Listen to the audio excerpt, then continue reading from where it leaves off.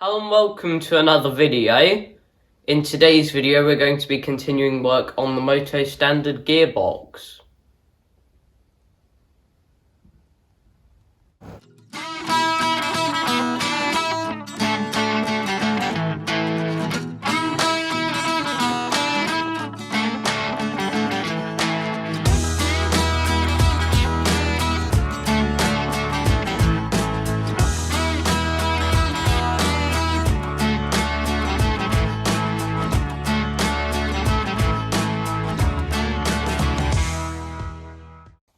In the last video on this tractor, we put together most of the gearbox, which included replacing a bronze bush in there, and also putting on a new thrust bearing and thrust washers.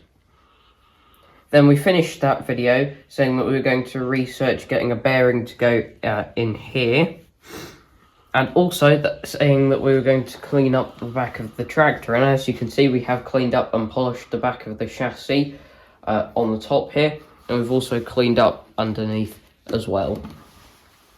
Between videos we also put on this selector part and put a lick of paint on the gear stick, so that looks better now. What I'm now going to do is just lift the gearbox out of where we had it on the bench and put it down like that, so that we can now look at what we want to do here, and also putting the new oil seal in there. So we did some research and found this bearing to go on there, and that would fit nicely and make the whole mechanism work much better. However, there is a problem with using a bearing in there, which is the fact that there's a circlip in there, which is the part that's holding this shaft up. And if we put this in there, then in the future, if we ever need to take this shaft out, we can't, because we can't access the circlip because the bearing will be on top of it. And we can't take the bearing out because to do that you'd need to take the shaft out, and you can't do that without accessing the circlip. So what we're going to have to do is resort back to the original plan, which was using the oil seal. We've checked the shaft and the housing part here for any sharp parts that might damage the seal, and there's nothing there. And we've also put some hydraulic oil on it and on the oil seal as well. Alright, I'll now put this on here, like so. Then just to push it down evenly, I'll use this socket.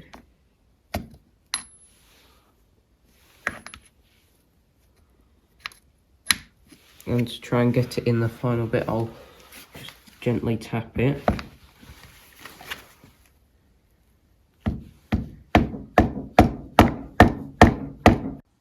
We have the oil seal where we want it now. We did a bit more locating off camera and we're happy with it now. And what we're going to go on to next is putting the oil seal in there. So to get in there, I'm going to put the gearbox the other way up in our stand here. Even though we designed it for this side of the gearbox, it seems to be working all right for this. So we'll do the checks that we did on here, and then we will get the oil seal and put it in there. We've just dropped that oil seal in. We also used this bit of pipe to push it in once it got further down and when it was getting tighter in there. Now the next things to put on is this brake collar, which goes on here, and this part. Not fully sure what to call this. It's kind of like an extension of the gearbox and has a bronze bush in it, so that the load is supported closer to the wheel, and in theory it can take more weight. And this has to go on first, So I'll just put this on here, line up, and get these started. And do them up.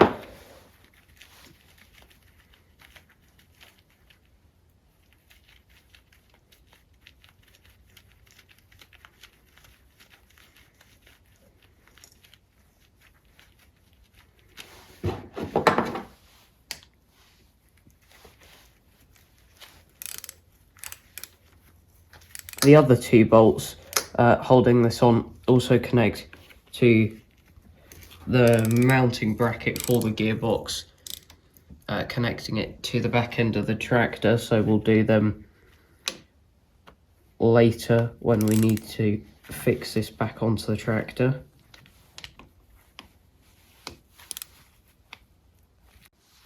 We have just quickly tightened up these two bolts, but we'll tighten them all up fully, all four of them, once it's mounted back on the tractor. Anyway, now onto the brake assembly, and this is slightly strange because you have this circlip at the bottom which stops this part going any further down the shaft. Then there's the woodruff key, as you'd expect, but because of how tight it is, when you put this on, the woodruff key tries to slide down and can push off this bottom circlip, so you have to be careful with lining up and stuff. So I'll try and do it. However, I might have to stop and get my cameraman to help me by holding a woodruff key. As you could see there, it moved pretty quickly. However, I think I have almost got it. There we go. Fully on, and then the other circlip that we've got will go just on top of that. As you can see in here, we've now got the other circlip on, and I'll just take this out of our workbench and lay it flat again. Just get this block of wood underneath it, and what we will do now is put the other side, one of these on, and I'll just slide this on here now, and we've got to do this one flat now that we've got all the other stuff on the other side.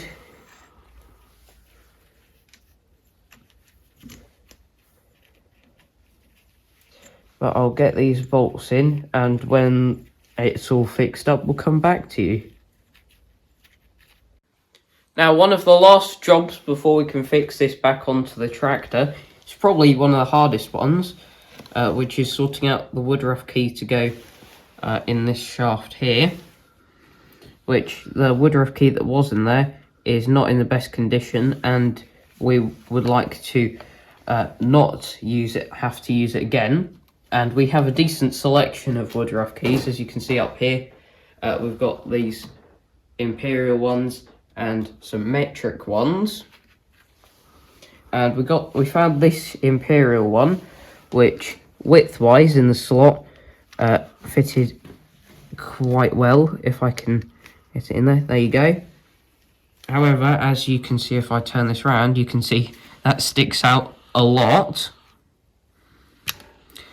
So what we're going to have to do is probably use this woodruff key, but then sand it down so that it doesn't stick out as much, so that we can actually get the wheel on over it, and also make it not go as far in that direction and that direction, so that it also works with this.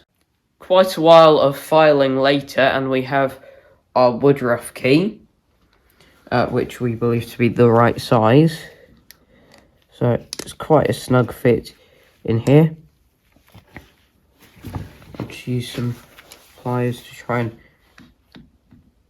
get it in as far as possible.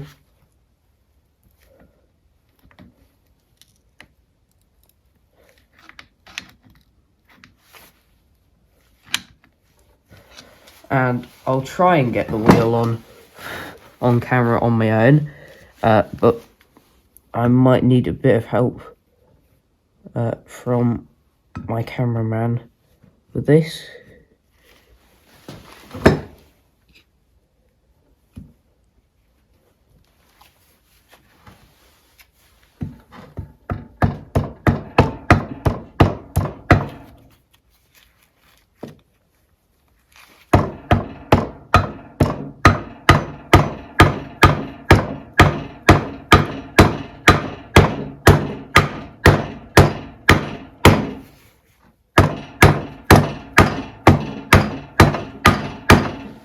It is going on, but I'll just get my cameraman to help me finish it off.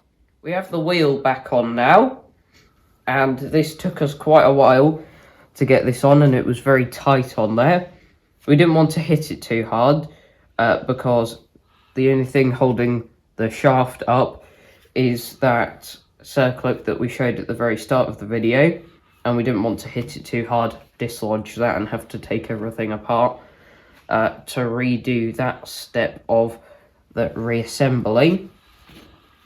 And then because this is a German tractor, we had to crack out our metric Allen keys, which is sort of 4.5 for the grub screw there, and that is all tightened up. So what we're going to do now is have a quick tidy up of the area, and then get some blocks to help us raise it up, ready for us to mount it back on the back end of the tractor.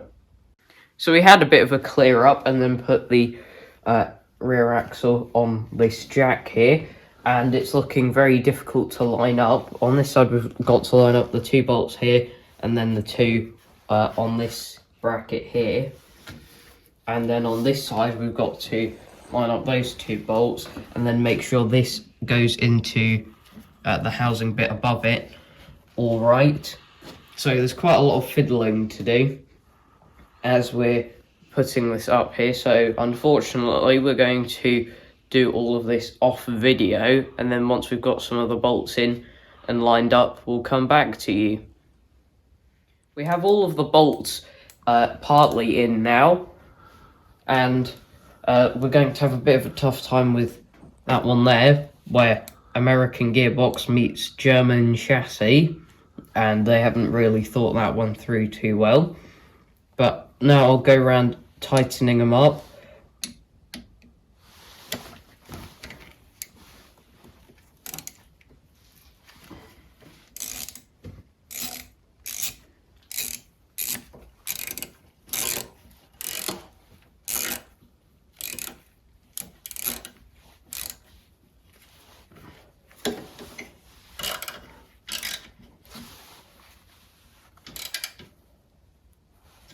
That one's quite tight. This one will be interesting. We're going to probably have to get an open-ended spanner on that.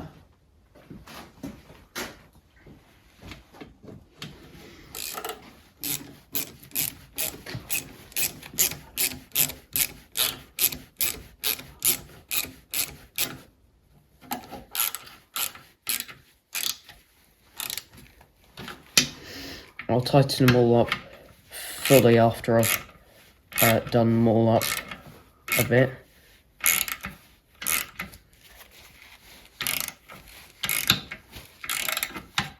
All bolts are done up now, and we also went around the back of the chassis tightening up any other bolts, and a couple of them were actually a bit loose. On video, I know it doesn't seem too difficult to get to, but that bolt there was extremely difficult to do up. We ended up using a number of spanners, doing a tiny bit with open-ended, and then switching to a ring spanner for a fraction of a turn. But eventually we got it all fully tightened up now. Then the next thing to do would be put the wheels on, but we're going to clean the wheels up before we do that, and we'll leave that as the first job to do in the next video when we're working on this tractor. because it's getting quite cold and late now in the workshop. So that's it for this video. Thanks for watching, and I'll see you in the next one. Bye.